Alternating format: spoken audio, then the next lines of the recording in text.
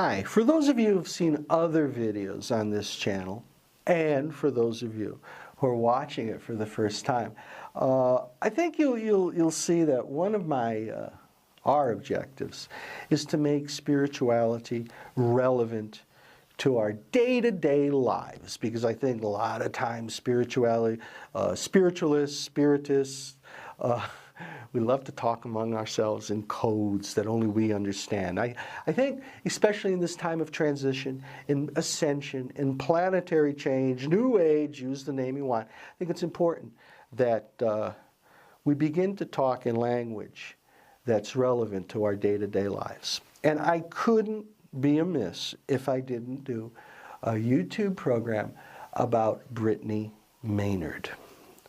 But I wanted to let the social networking hoopla die down. First, because I don't want to take advantage of it. I think if I put my 2 cents in, when things were boiling, hey, let what happened happen. It's not me to exploit. It's not me to take advantage of. But then again, on the other side, I really believe that we have to make spirituality relevant to what goes on in our lives, because it doesn't exist in a vacuum. We don't exist in a vacuum. And since we're spiritual beings, our spirituality has to be brought down to an earthly level, to a day-to-day level. It makes dealing with things a lot easier if we can find a way to put our beliefs into practical words, into day-to-day words, into day-to-day language.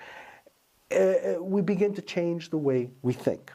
So I let the whole Brittany Maynard media circus die down.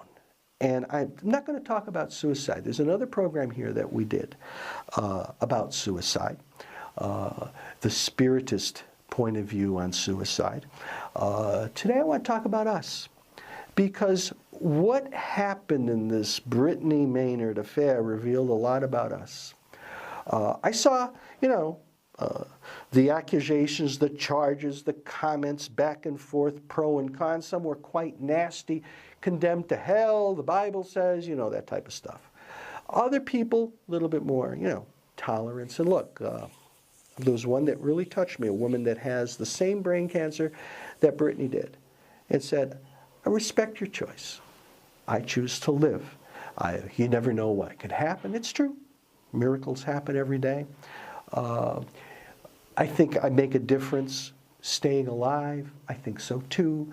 Living your life with dignity in the face of something as threatening, as harrowing, as haunting as, hey, you're going to die in weeks, and the death isn't going to be a pretty one. Yes, it's living your life with dignity.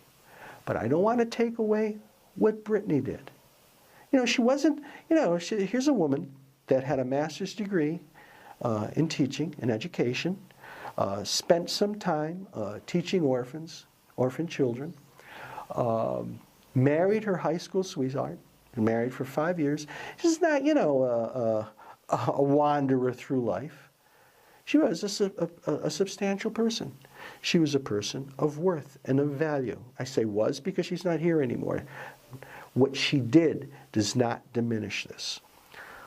What I would like to talk about today is us, our intolerance, our need, especially. I don't know what's going on. Well, I know what's going on in the world today. We're polarizing everything. And it's one of the symptoms of the change, of the transition that's going through. But those of us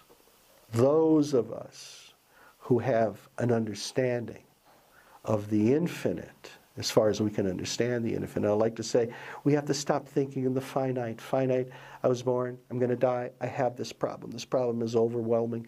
If we start thinking of the infinite, live before, living now, I'm going to live again. This problem that is insurmountable right here, in this life it is, right now it is. But we begin to see it in a different context, a context of opportunity to learn, opportunity to grow, opportunity to change ourselves, opportunity sometimes to change others. But no, some people don't think that way. Do we condemn them? Do we criticize them? Do we judge them? No. One of the reasons that we're here, I think, is to learn and is to finally understand that me, you, everyone is connected to one another because we share the same divine inspiration. We all come from the same place. We don't come from different factories. So I come from the East Lansing factory. Oh, I come from the factory in Taiwan. No, we come from the same factory. And that's what holds us together, but we forget it. And so one of the reasons we're on this earth sphere, especially now in times of transition, in times of change, is to begin to understand this great universal bond, attachment that we have to one another. And one of the ways we learn that is through empathy, through understanding, not through judging.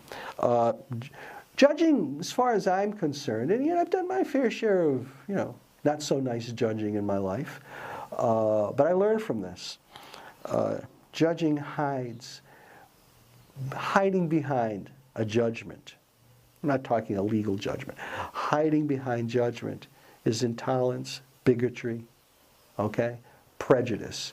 And what is behind intolerance and prejudice and bigotry? Fear.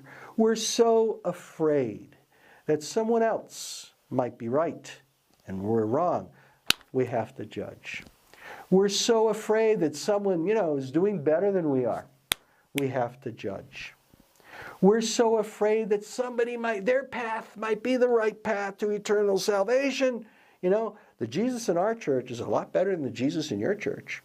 Our rabbi is much smarter than your rabbi. We're so afraid of that we have to judge. And that's what some people did with Brittany Maynard. So this program, once again, is not about suicide.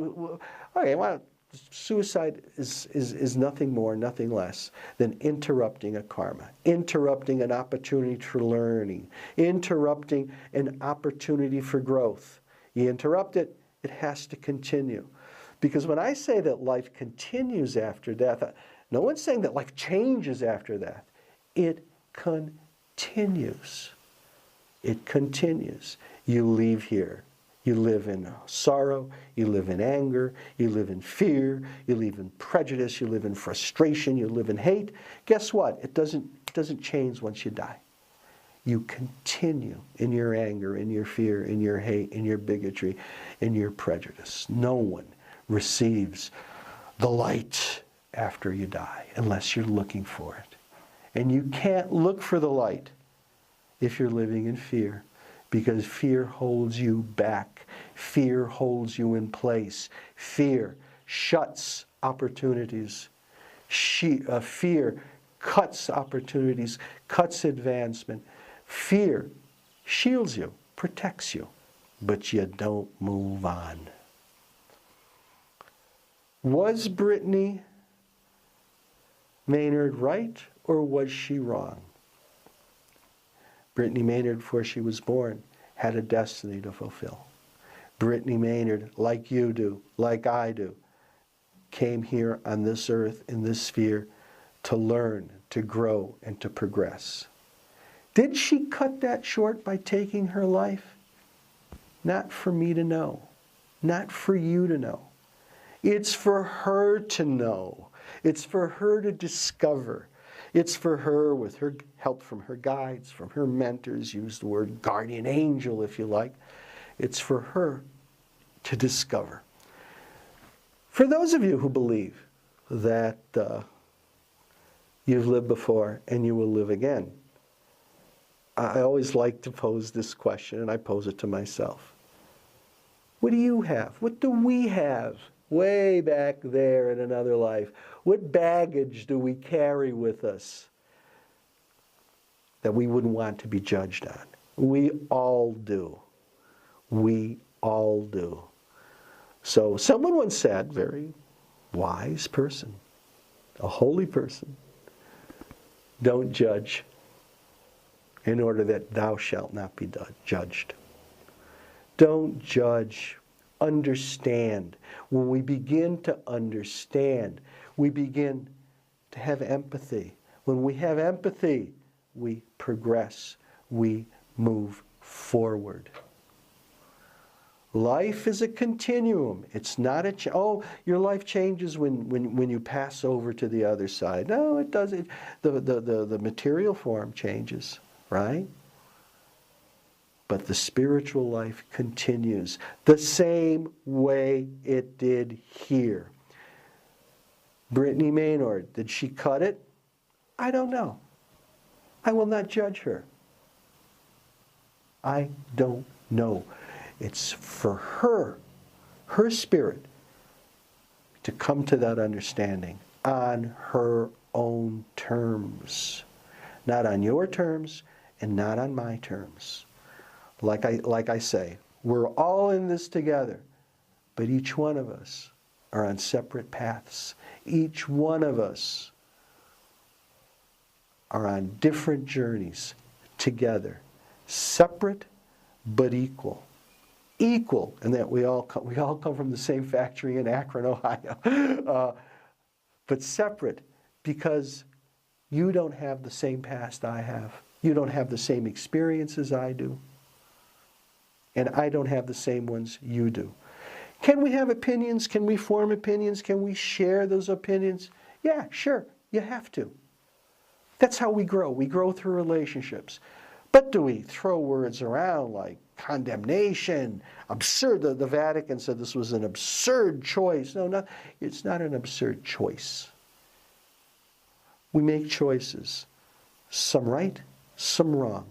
Or some adequate, some not so adequate. And the responsibility for those choices are ours. I am responsible for my choices. You are responsible for your choices.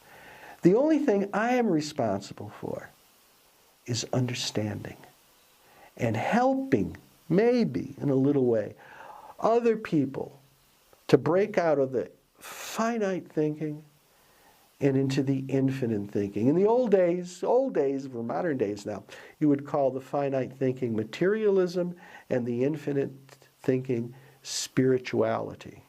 Okay? Materialism. This is it, folks. As you know, that's all, folks. Infinite. There's a lot more yet to come. I believe, I'm certain, look,